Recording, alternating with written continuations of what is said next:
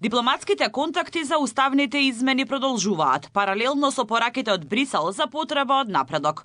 Од владата посочуваат дека комуникацијата е активна и се води во рамки на државните принципи. Министерот за надворешни работи и трговија Тимчо Муцунски посочува дека владата е во редовен контакт со европските партнери и дека се работи на изнаоѓање решение со соседна Бугарија. Муцунски предупреди дека во Бугарија е во тек изборен процес и дека Македонија нема интерес да стане дел од предизборната реторика таму. Според него секој обид за вовлекување на земјата во внатрешно-политички пресметки во Софија не е во духот на европските вредности, а такви тенденции, како што рече, се чувствуваат и од одредени домашни политички фактори. Дали имаме конкретна комуникација со Европската унија по ова прашање? Да, имаме.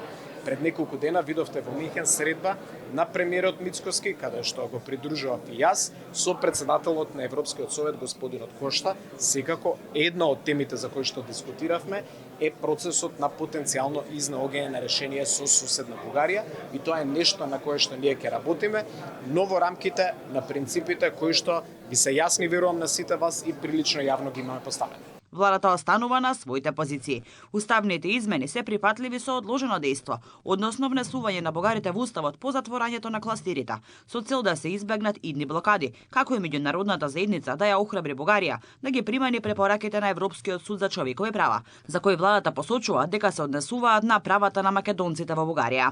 Во меѓувреме нацрт извештајот за напредокот на земјата, што идната недела европратеникот Томас Вајц ќе го презентира пред Комитетот за надворешни работи на Европскиот парламент, нотира дека засега нема напредок во делот за уставните измени. Во документот се посочува дека застојот е поврзан со загриженоста од можни дополнителни билатерални прашања со Бугарија. Вајц оценува дека е потребно зголемување на политичката волја од двете страни за да се надмине ситуацијата. Мораме целосно да ја поддржиме земјата, вклучително и преку активен дипломатски ангажман, за да ја помогнеме на Македонија да напредува во исполнувањето на сопствените обврски и да ги надмине постојните пречки.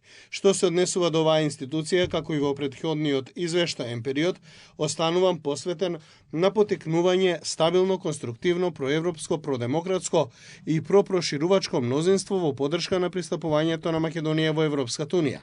Очекувам да ја обезбедам поддршката на сите пратеници кои ја споделуваат оваа стратешка цел. Ова ќе биде втори извештај на Вајц за земјава. Првиот извештај беше усвоен лани летото. По гласањето тогаш Вајц оцени дека земјата покажала силна посветеност на европските вредности, но дека процесот на пристапување подолго време се соочува со предизвици поврзани со билатерални прашања.